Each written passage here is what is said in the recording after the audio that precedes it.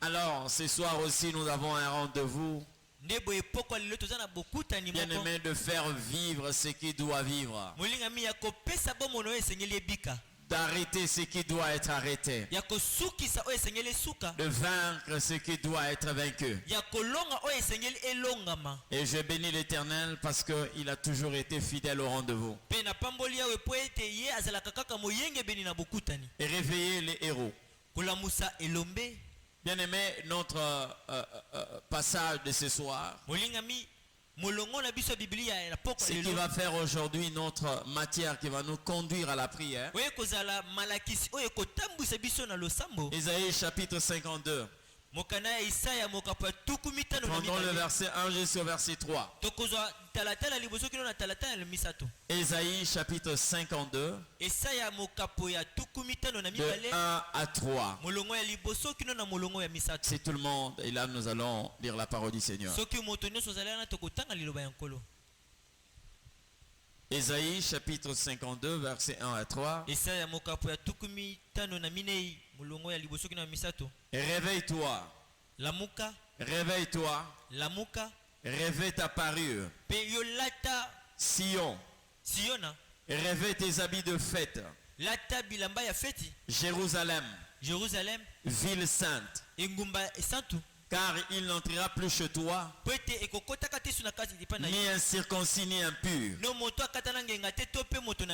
Secoue ta poussière. Lève-toi. Mets-toi sur ton séant. Jérusalem. Détache le lien de ton cou. Captive fille de Sion. Captive. Esclave, fille de Sion. Car ainsi parle l'Éternel. C'est gratuitement que vous avez été vendus. Et ce n'est pas à prix d'argent que vous serez rachetés. Quelqu'un dit Amen. Que le Seigneur Dieu nous bénisse. Bien-aimé, c'est encore un défi. Ce soir, tu n'es pas venu pour que tu rentres tel que tu es venu. Il y a des choses que tu as acceptées en venant, des choses que tu ne dois pas accepter en rentrant. Parce que bien aimé, personne ne peut rencontrer Dieu et garder la même posture, rester la même personne. Non, non.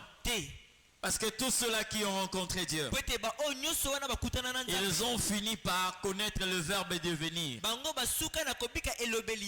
Et ça doit être le désir de chaque personne qui s'approche de Dieu. Bien aimé, je suis en train de parler ici d'un défi que nous devons relever. La Bible commence à dire ceci: réveille-toi. Réveille-toi. Ici on est en train de parler. Nous allons citer ici Sion et nous allons citer Jérusalem. Mais la première des choses, pourquoi est-ce que le Seigneur Dieu doit utiliser cette expression deux fois? Pourquoi ne pas seulement dire réveille-toi Sion? Pourquoi il doit utiliser la même phrase deux fois? Réveille-toi. Réveille-toi. Et lorsque j'étais en train de méditer, voici ce que le Saint-Esprit me dit. Pourquoi il a parlé deux fois? C'est parce que la première fois quand il dit réveille-toi, cette parole est déclarée pour être entendue. La deuxième fois, cette parole est déclarée pour permettre à Sion d'entrer en action. C'est-à-dire, lorsque le Seigneur Dieu utilise cette façon de parler, bien aimé, dans chaque vie, dans chaque mission, il y a un temps où nous devons entendre, et il y a un temps où nous devons appliquer ce que nous avions entendu. Le problème n'est pas seulement de savoir que l'Éternel Dieu veut que vous puissiez vous réveiller. l'action que l'Éternel Dieu attend lorsque vous allez normalement vous réveiller. Je suis en train de voir cette histoire dans la vie de cette prostituée au temps du roi Salomon. La Bible est en train de montrer cette femme qui dans son sommeil avait perdu son enfant. Son enfant n'était pas mort, mais son enfant était volé. Mais quand la femme s'est réveillée, elle a regardé. La Bible dit clairement, elle constata que son fils était mort. Vous comprenez ce qu'elle dit? Elle s'est réveillée. Elle a vu que son enfant était mort. Mais après ces constats, la Bible dit, quand elle a regardé attentivement, elle s'est rendue compte que celui qui était couché à ses côtés n'était pas son enfant. Ça veut dire le réveil n'est pas seulement le fait d'ouvrir les yeux, mais il doit y avoir des actions, une action, un acte qui doit normalement caractériser le réveil.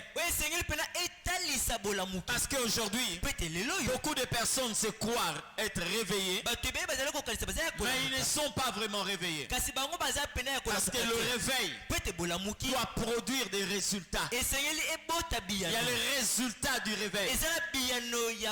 C'est comme ça là que même quand Dieu va convoquer Moïse sur la montagne, il appelle 2 fois. Vous comprenez? Moïse. Mais pourtant, la Bible ne dit pas que c'est à la 2e fois que Moïse avait écouté, non. Parce que la manière de parler, il y a quelqu'un que Dieu est en train de réveiller. Parce que bien aimé, on n'est pas là seulement pour porter des simples titres. Mais nous sommes là pour accomplir ce que l'Éternel attend de nous. J'ai entendu Paul parlait à Timothée. Il dit fais l'œuvre d'un évangéliste. Timothée est un évangéliste. Mais il ne suffisait pas seulement que lui soit un évangéliste, il porte les titres d'un évangéliste. Mais Paul lui dit fais l'œuvre d'un évangéliste. C'est-à-dire lorsque le Seigneur Dieu est en train d'appeler Moïse,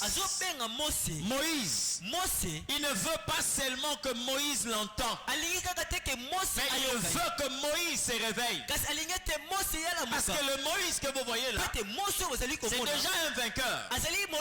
C'est quelqu'un qui a vaincu Pharaon et ses stratégies. Il est né pendant la période où on est en train de tuer les petits enfants, les garçons. Moïse a vaincu ses stratégies. On a pris Moïse, on l'a placé sur le fleuve Nil. En Égypte, le Nil était une divinité. C'était le dieu de la fertilité. Lorsque nous étions sur le banc de l'école, on nous a dit que sans le Nil, l'Égypte serait un désert. Et c'est certainement cette pensée qui a poussé aux Égyptiens de parler du Nil comme un dieu de la fertilité. Donc ça permet à l'Égypte d'arrêter le processus de la désertification. Mais Moïse était au-dessus de ces dieux-là. Il flottait. Alors si cet homme-là, sa naissance est une victoire, sa croissance est une victoire, à un certain moment, Moïse devenait un garçon de course, un domestique. Il était en train de prendre soin du troupeau de Jéthro. Quand l'Éternel appelle, il n'a pas seulement l'intention que Moïse l'entend, mais il veut réveiller un champion. Parce que figurez-vous que la prophétie qui parlait d'un libérateur en Égypte, cette prophétie s'est fait entendre lorsque Moïse était né. On ne peut pas avoir un libérateur quelque part là à Madian en train de paître le troupeau de son beau-père. Si l'Éternel t'a épargné, ce n'est pas pour que tu puisses multiplier le troupeau de Jéthro. Si l'Éternel t'a épargné, c'est pour que tu libères son peuple. Alors cet homme qui était appelé à libérer tout un peuple était réduit à sa simple expression. Il est devenu un berger, quelqu'un qui nourrissait un petit troupeau. Dieu l'appelait pour le réveiller. Et c'est comme ça que Dieu va utiliser la même procédure. Il appelle Moïse 2 fois. Dieu dit, réveille-toi, réveille-toi, réveille ta parure, réveille ta parure. Dans d'autres versions, on parle de réveiller ta force. La version parole de vie dit, montre ta force, montre ta puissance. Parce que la parure dont on parle ici, ce n'est pas le fait de porter des colliers en or. Ce n'est pas le fait de porter des costumes, je ne sais pas, Super 150 ou 250, non. Nous avons une parure que nous devons normalement exhiber. Montre ta parure. Quand l'Éternel réveille Sion, c'est pour que Sion puisse montrer sa puissance. Bien aimé dans le Seigneur, quand l'Éternel réveille cette ville, c'est parce qu'à un certain moment la puissance que possédait Sion était dans un état comateux. Ça a commencé à somnoler. Et l'Éternel commençait à réveiller. Il dit, remets ta parure. Montre ta parure. Réveille ta puissance. Pourquoi? Parce que les choses que tu vas accomplir ne peuvent être possibles que lorsque tu remets ta parure. Bien-aimé dans le Seigneur, vous savez, il y a des grands champions. Quand le diable tombe sur des champions, la première opération qu'il fait, il va les dépouiller. C'est comme ça que vous allez voir. Lorsque les bourreaux au temps des apôtres sont tombés sur Pierre, la Bible dit qu'ils l'ont placé dans la prison. Mais qu'est-ce qu'ils ont fait avant? On lui a enlevé sa ceinture, on lui a ôté son manteau, et on lui a ôté aussi ses chaussures. On l'a placé dans la prison. Vous comprenez? C'est-à-dire il a été dépouillé. Or, des choses qu'on a dépouillées, qu'on a pris sur Pierre, spirituellement ces choses sont tellement prophétiques. C'est comme ça quand l'ange vient pour sortir Pierre, il n'a pas dit seulement à Pierre, sors. Mais il a d'abord réveillé. Et la Bible dit quoi? Il a tapé sur le côté. Il a tapé sur le côté. Qui est Pierre? Pierre, c'est celui-là. Lorsque les autres ont crié fantôme, lui il a demandé au Seigneur, si c'est toi, ordonne que je marche comme toi. Pierre, c'est qui? C'est celui-là lorsque tout le monde avait fui. Lui il a suivi Jésus dans la prison, dans la cour de la prison. Pierre, c'est qui? C'est celui-là. Lorsque les disciples étaient en train de reculer, il a coupé l'oreille de Malchus. Qui est Pierre? Pierre est celui-là. Lorsque il y a eu la Pentecôte, c'est celui-là qui a cassé la porte de la chambre haute. C'est lui qui a proclamé Jésus devant tout le monde. Mais il est arrivé un moment où ces champions-là s'est laissé avoir. Il était entre les mains des gardes. Qu'est-ce qui s'est passé? Pierre a été dépouillé de ce qu'il avait. Mais quand l'ange est venu, qu'est-ce qui s'est passé? Bien aimé, vous savez, à un certain moment, il y a des géants. qu'on ne réveille pas en les appelant. Il faut le frapper au côté. Alléluia. Amen. Il y a des géants. Pour les réveiller, il faut les frapper. C'est comme ça que l'ange n'est pas venu appeler Pierre. Mais la Bible dit il le frappa. Et Pierre s'est levé. Et quand Pierre s'est réveillé, l'ange lui a dit, prends ta ceinture, prends ton manteau, prends tes sandales. Parce qu'il pouvait sortir. C'est comme ça que vous allez voir.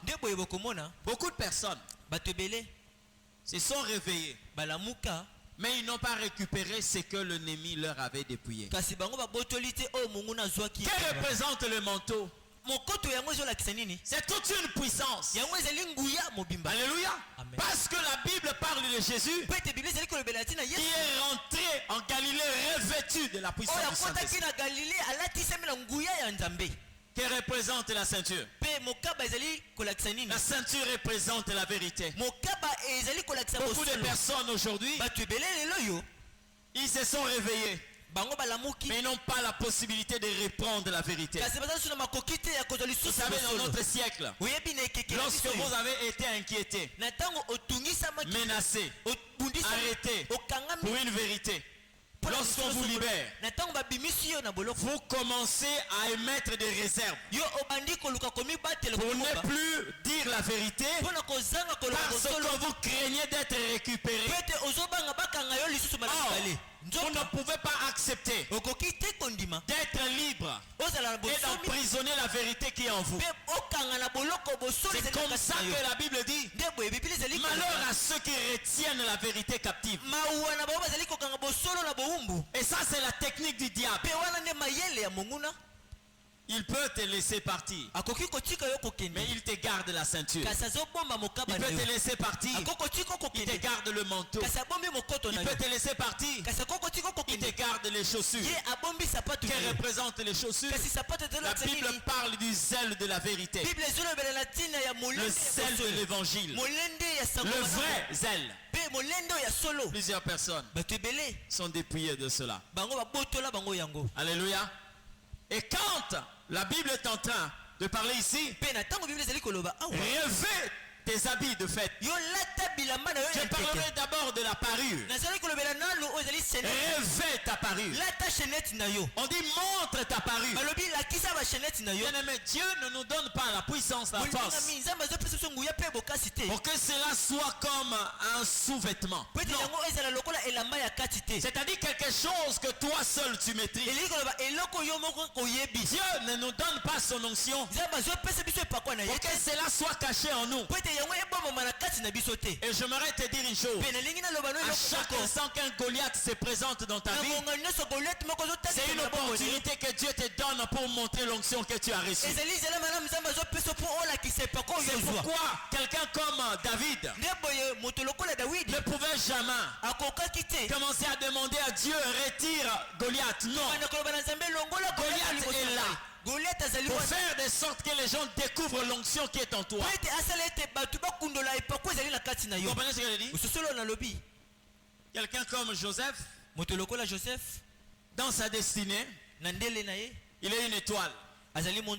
Il doit aimer le ténèbre.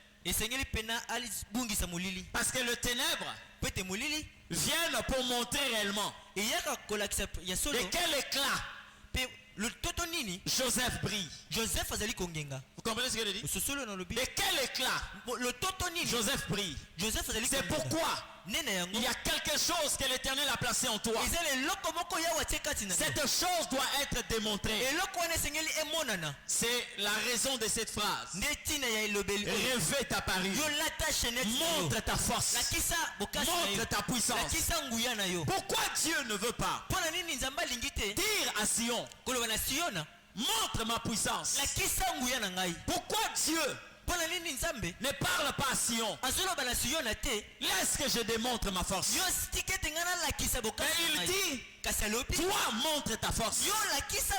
J'ai compris par là. Le Seigneur dit ceci. Je vous ai donné force et autorité sur tout esprit. Et la Bible le déclare que Jésus a donné à ses siens la force, l'autorité, le pouvoir sur tous les esprits. Et nous devons démontrer cela.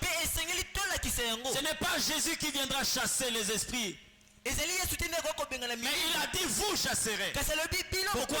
Parce qu'il nous a dotés d'une certaine puissance, d'une certaine force, d'une certaine autorité. Et il nous donne des opportunités pour que nous puissions démontrer cela. Revêt ta parure. Sion. Lorsqu'on parle de Sion, Sion c'était la cité de vainqueurs. La cité de vainqueurs.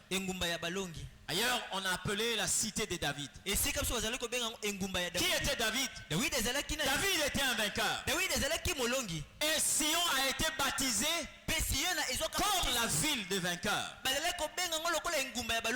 Je n'aimerais pas d'abord parler de pratique. Ce qui s'est passé dans Sion. C'était aussi une cité du grand roi.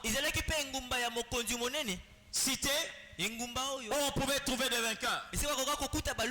Mais certainement, à un certain moment, cette cité commençait à vivre une certaine domination. Mais l'Éternel, connaissant la pensée primitive de cette cité, il n'a pas voulu que cette cité demeure sous la domination de l'ennemi aussi longtemps qu'elle avait été conçue pour dominer l'ennemi. C'est comme ça là que l'Éternel Dieu réveille Sion. Il y a beaucoup de personnes ici qui n'ont jamais été conçues pour être dominées. Mais aujourd'hui, plusieurs circonstances sont en train de vous dominer. Et si vous voyez dans une situation où vous êtes dominé, si l'Éternel Dieu garde silence, ce n'est pas qu'il est complice de ceux qui vous dominent, mais c'est parce qu'il reconnaît qu'il a placé une force en vous qui vous permet de vous libérer. C'est comme ça que l'Éternel Dieu quelquefois garde silence. Je suis tellement confiant et en toi demeure une énergie qui te permet de te libérer de tout ce qui est en train de te presser actuellement. Et tu dois te libérer. Alléluia. Amen. La cité du grand roi. Il ne s'arrête pas là. Il dit quoi? Revêt tes habits de fête, Jérusalem. Revêt tes habits de fête. Ça veut dire qu'au-delà, il y a eu des habits qui ne pouvaient pas permettre à Jérusalem d'être dans la fête. Et si Jérusalem n'a pas des habits de fête, c'est que Jérusalem a des habits de deuil. Vous comprenez ce que je dis? Oui. J'ai vu un peuple pendant 400 ans. Ils étaient dans l'incapacité de vivre réellement comme un peuple réellement affranchi. Mais il y a un jour où l'Éternel s'est décidé de redonner un habit de fête à ce peuple. Et Israël est sorti vainqueur de ses oppresseurs. J'aimerais dire à quelqu'un, lorsque la Bible dit revêt tes habits de fête, ça veut dire que quelque part, pour que tu puisses conjuguer le verbe revêtir, tu dois d'abord conjuguer le verbe qui te permet de te dépouiller. L'Éternel ne demande pas à quelqu'un de mettre au-dessus de ses vêtements de deuil un vêtement de fête. Non. Parce qu'aujourd'hui, plusieurs personnes mènent cette vie-là. Vous comprenez? Ils ont une vie vaincue et une vie de vainqueur. Vous devenez comme une personne hybride. Figurez-vous que le Seigneur Dieu défend dans la vie de son peuple une position charnière. C'est-à-dire vous n'êtes pas chaud, vous n'êtes pas froid. Non, on doit vous identifier. Et pour que vous puissiez avoir des habits de fête, vous devez vous dépouiller de vos habits de deuil. C'est la scène que vous voyez dans la vie de l'enfant prodigue. C'est-à-dire cet enfant-là avait les habits qui faisaient de lui un enfant prodigue et des habits qui devaient faire de lui un fils prodige. Non, non. Est-ce que vous comprenez ce que je dis? Donc, dans la vie de cet homme, il y a la période de l'enfant prodigue et il y a la période du fils prodige. Vous comprenez? Le fils prodige, je ne sais pas si je peux parler de prodige. Comment le prodige, c'est quoi? Miracle ou je ne sais pas. Bon, en fait, comprenez ça. L'enfant prodigue et le fils prodige. Amen.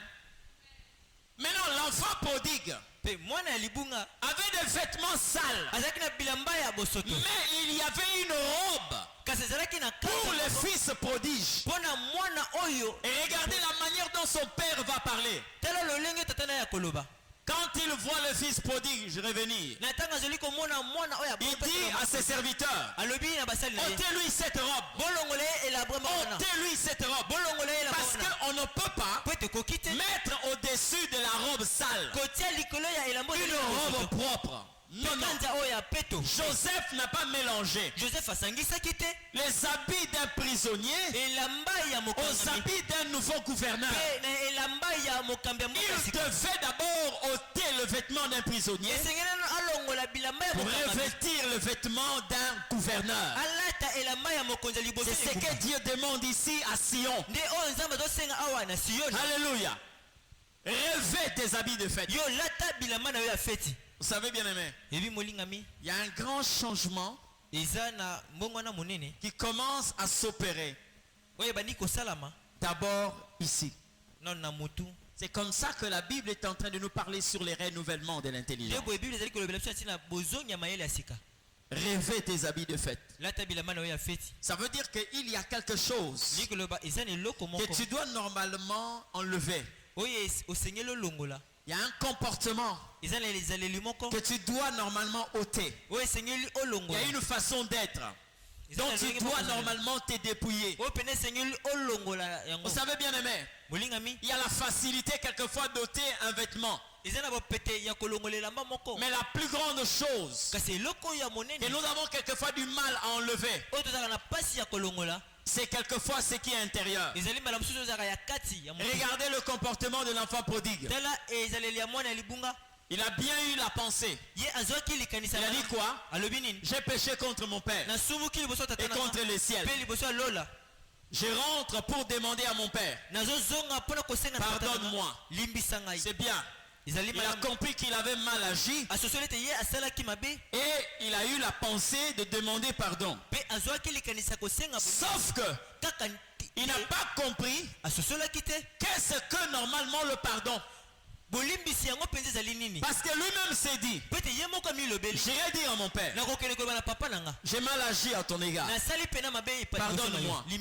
Mais il va ajouter une phrase qui n'avait pas sa raison d'être. Je ne suis plus digne d'être appelé ton fils. Traite-moi comme l'un de tes mercenaires. Bien aimé dans le Seigneur, c'est ce vêtement-là qu'il devait ôter. Parce que la Bible me dit, le pardon est une puissance qui libère. Le pardon permet à Dieu d'effacer tout ce que nous avions fait. Dieu ne nous rappelle pas ce que nous avions fait dans le passé lorsque nous sommes passés par le vrai pardon. J'ai toujours eu à prendre le cas de Pharaon. Un homme mortel. qui a pris la décision de pardonner à Potiphar. Non, non, il a pris la décision de pardonner plutôt à les chansons. Et il a rétabli à sa charge. Donc il a effacé tout ce que les chansons avaient fait. Si un homme peut agir de la sorte, et à plus forte raison Dieu. C'est comme ça là lorsque Pierre, après la résurrection de Jésus, Jésus lui a posé la question. M'aimes-tu plus que tous les autres? Pierre a dit Seigneur, je t'aime. Certains attendaient que le Seigneur dise à Pierre, qu'est-ce que je t'avais dit avant de mourir? Que tu vas me régner. Est-ce que tu ne m'avais pas régné? Non, parce qu'après le régnement, Pierre est allé demander pardon au Seigneur. Et la Bible me dit, lorsque Dieu pardonne, il oublie tout ce que nous avions fait. Alléluia. Revêt ta parure. Revêt tes habits de fête. Jérusalem. Jérusalem. Ville sainte. Je parle avec toi phrase après phrase ou mot après mot. Parce que tu vas prier par rapport à ces textes de la Bible. Quand l'Éternel Dieu dit Jérusalem, Jérusalem signifie la ville de paix. Or, au début, l'Éternel est en train de parler déjà d'une certaine force que nous devons démontrer. Mais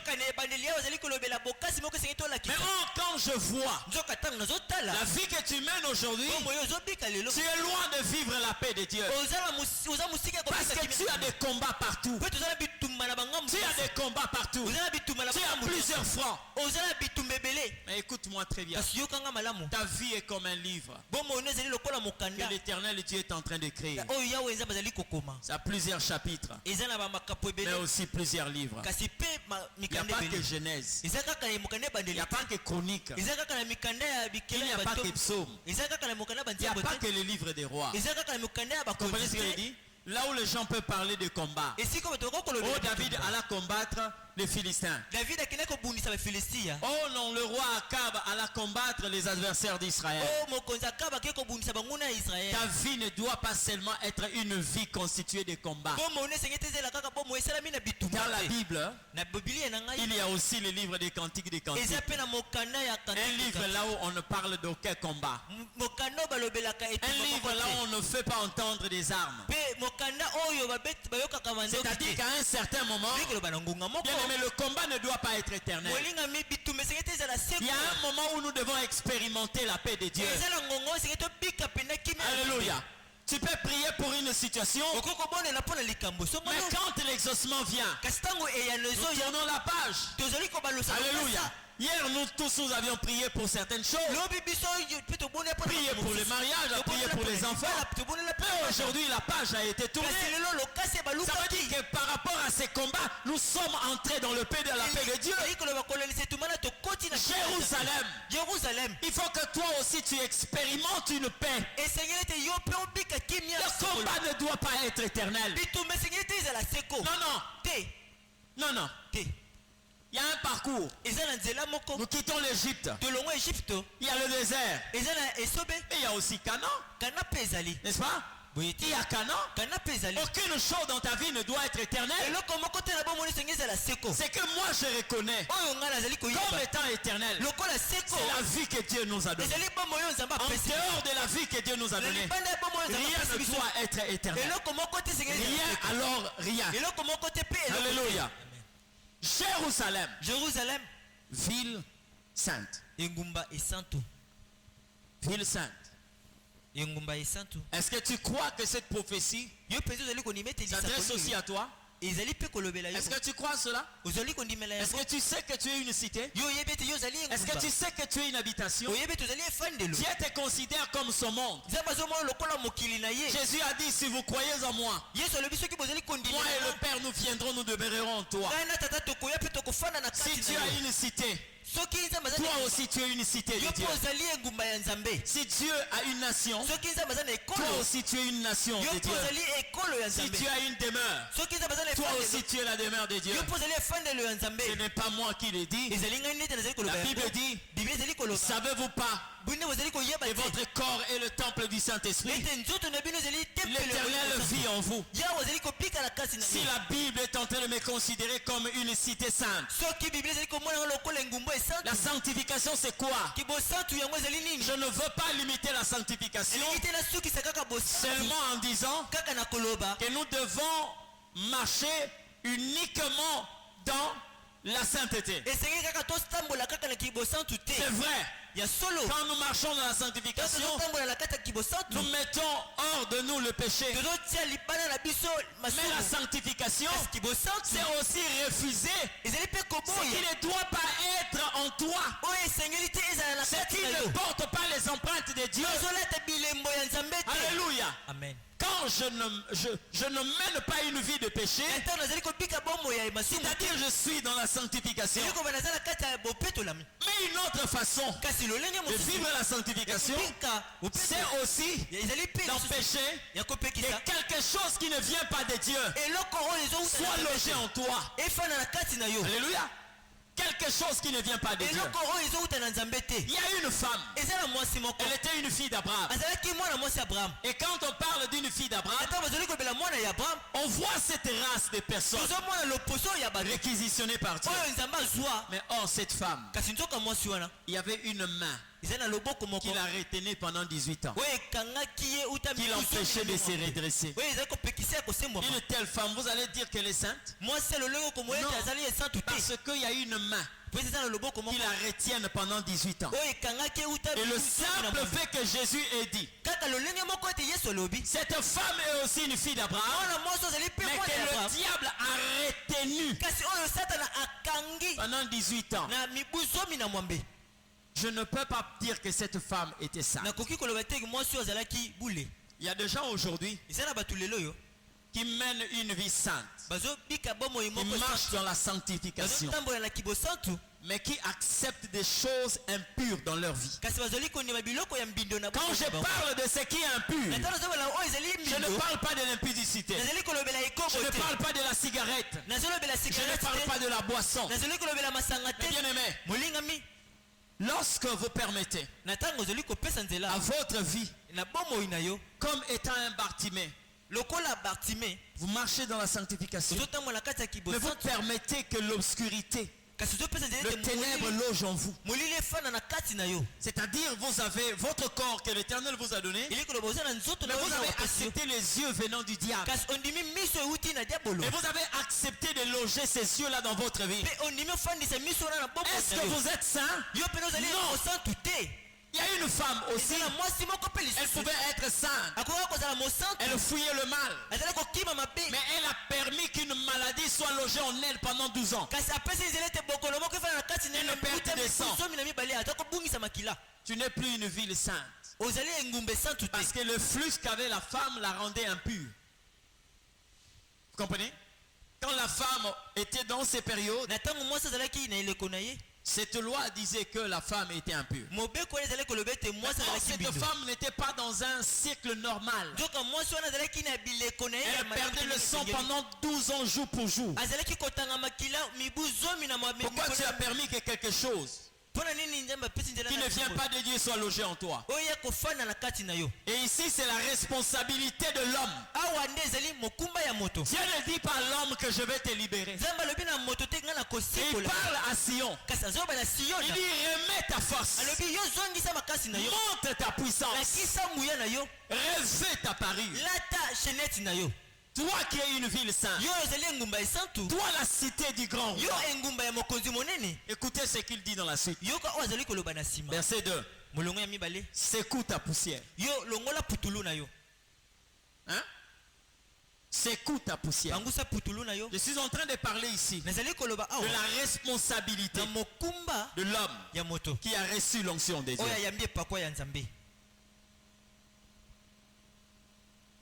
Secoue ta poussière.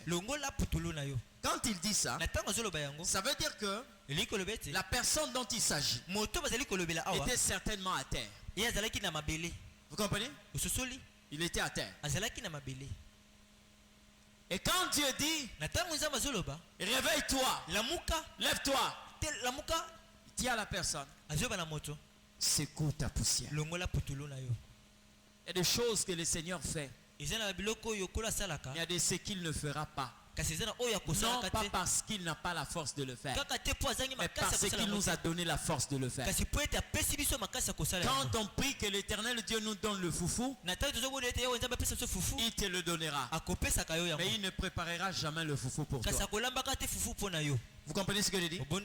La responsabilité de Dieu était de donner la manne au peuple, de faire le pain, le gâteau. C'était leur responsabilité. Et c'est comme ça que Dieu dit ici: secoue ta poussière. J'ai déjà admiré cette scène quand l'Éternel Dieu va prendre Ève. À cette époque-là, il n'y a pas de lit, il n'y a pas de drap. Quand l'Éternel fut plongé Adam dans un profond sommeil,